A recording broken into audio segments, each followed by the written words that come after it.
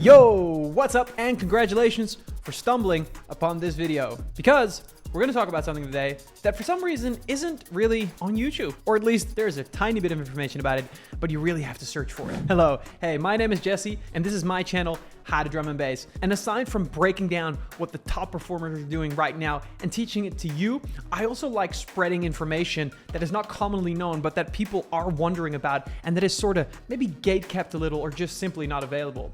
And one of those things are the sampled rave sounds from the 80s and from the 90s that seem to be getting reused both in house music, but also in drum and bass these days. Especially artists like Hedex and Dimension have been using sort of the old school piano and orchestra hit and rave type hits lead kind of sounds to sort of invoke that epic but still really euphoric 80s house music scene feel into their tracks. Now, if you're interested to learn, for example, how Dimension does that in one of his tracks, you can watch this video right here. But today, I want to talk about the rave pianos that artists such as Hedex are using. And I'm talking specifically about the ravey kind of piano sounds in, for example, Let Me Go.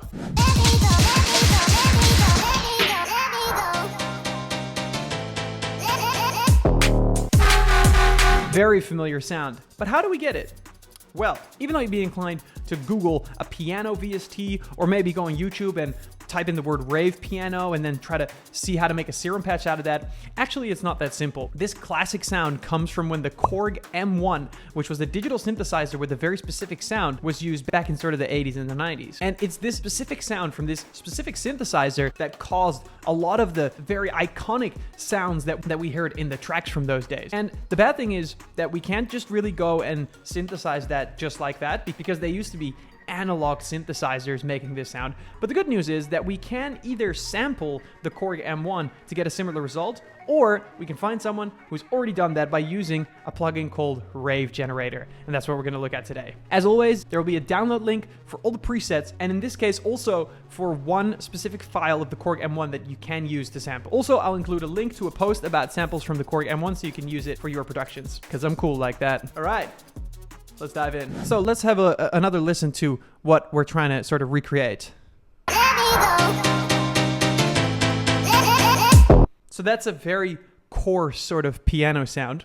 And first of all, the easiest way to go is actually just to go and use this specific plugin called RaveGenerator. There's a guy called Wavosar. I'll include a link on how to download and install it, and another link if you can't install it on Mac on how to do that, because there's a little bit of a process to it, but there's a guide to solving that problem. I'll include that in the description below. But anyway, there's a guy called, I think he's called Wavosar, who actually went around and sampled a whole bunch of the synths and the sounds and the already resampled sounds from the 80s and the 90s, and he put it into one VST called RaveGenerator, and this one is absolutely fantastic. And as you can see, you have a whole absolute crap ton of options here, and all of them are sort of that techno, old gubber, but also old house style pianos and hoovers and other sort of ravey synths. And actually, the one that we're looking for that really comes close to the sound is this landlord stab here. So you can just click that, double click that, and it'll appear here. And you've got a number of controls, but we can actually just use it pretty right out of the box. The only thing that you might want to play with is this tune. This is very simply just the semitones. We're going to keep it at 0 now because we can control the tune also just by typing in the right notes, right? And yeah, let's see how that sounds without any of this processing. And note that we've got the notes A2 and F2, which is what Hedex is playing in his song.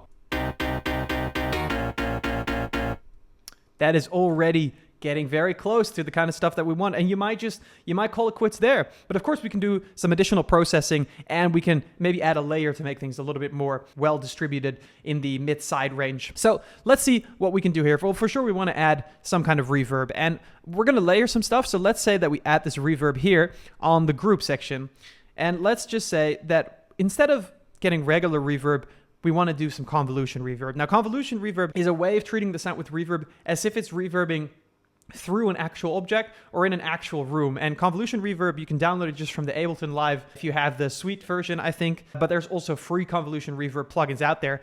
And you can actually pick, for example, here you can pick a real place. And I don't know what this is, but it's probably a very grand area.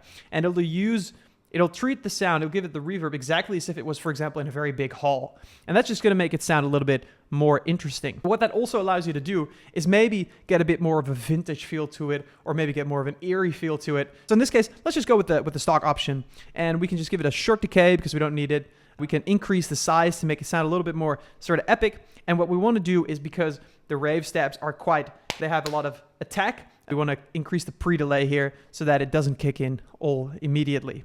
So let's only turn that on and see what the difference is. Already much better. Now let's see, maybe we want to actually add a extra chord to it. Maybe we want to do another extra octave just to get some of that top end energy. And of course, what we can do is we can also apply some EQing. We can get those highs a little bit more out there. Just make them a little bit more snappy. We can apply an OTT. Take out the mids a little bit more, make it have a little bit more body. And then what we can also do is let's take an imager. And if you don't know what an imager is, an imager just shows you how distributed the sound is between the left, the right, and the mid. So whether it is mono, stereo, or to what degree it is stereo. So if it was mono, it would just be a straight line. But you can see that it's quite spread out. It's quite stereo. So what we can do then, if we want to make it a little bit more powerful, if that's what we're looking for, we could actually further make this stereo and introduce a mono piano layer under it to just make the sound more solid. So we can make it more stereo by just introducing a utility here and upping the width. And that's essentially going to make the whole sound more distributed over the stereo field. And it's going to make it sound maybe a bit louder. It's going to make it sound wider, as they call it, and in a lot of ears, better. So let's see what that has done to it now. You can see that it's much more spread out. And because we have this timbre right now, but we might want to add something to it, what we can do is we can add another layer of another piano to it that is sort of going to help determine the finished end product, and we can put that layer of the piano completely in mono so that we have a bass mono signal and a nice white signal coming together and sort of filling out each other's weakness. So first of all, maybe let's scoop out, since we're going to layer, let's scoop out some of these frequencies around 270, 300 hertz to prevent some muddiness from happening. And then let's see what else we can do. So we can copy this entire chain that we've got here. Yeah, what we can do is we can choose to layer, for example, the original Korg M1 piano under it and make that mono. So we would grab this whole chain and we would simply have to insert one note of that Korg M1 or any other piano, by the way, into the sampler. And you'll have to find the one that plays C3 because the sampler always puts the sample that you put, the original sample, on the note C3. So if you do that, then it'll play almost exactly like you had the whole piano thing. So we drag a sample in that. I'll include the sample in the downloads. And then, because this is only a single hit, and the RaveGenerator is actually recordings of chords that are getting played, we need to introduce some chords ourselves. So we can use this chord function to add some octaves to it, and also to add a major or a minor chord, whatever we want, by adding a fourth and a seventh, or a third and a seventh. And that would sound something like this. And we can pitch it up or down. We can pitch it up or down. And then, of course, we can apply a similar kind of processing. We can add an EQ. Bring out those highs again if we want to. We can add some saturation. Or maybe not that much. We can apply some overdrive. Or not. We can, glue compress it. We can add an OTT, increase the time and the output. And then let's say that we wanted to make this mono. If we take a look at the imager again, we'll see actually that this is straight mono because it's just a mono recorded sample of a piano. But if you didn't have a mono recorded sample, you could make it mono simply by using a utility and putting it on mono. And it'll make the entire sound mono. Just be sure to include it at the end of your chain. And then, yeah, we could take some of those harsh highs out of there if we wanted to. And then we could layer it with the original sound. So without it, it would sound like... And this will just make it sound a little bit more full, a little bit more interesting. Or in this case, I don't think the chords really work. This could be because RaveGenerator is samples, but they might not always be at the exact note. So we might be playing C3, but the actual original sample isn't C3 or isn't a chord with C3, or we're trying to make a major chord and they're playing a minor chord in the RaveGenerator. That's one of the disadvantages of RaveGenerator, is that you just don't know which tonalities they play. So it's a little bit messing around. Now we heard it doesn't work. We just take the major chord out. And this just gives a little bit more tonality if we wanted to do that.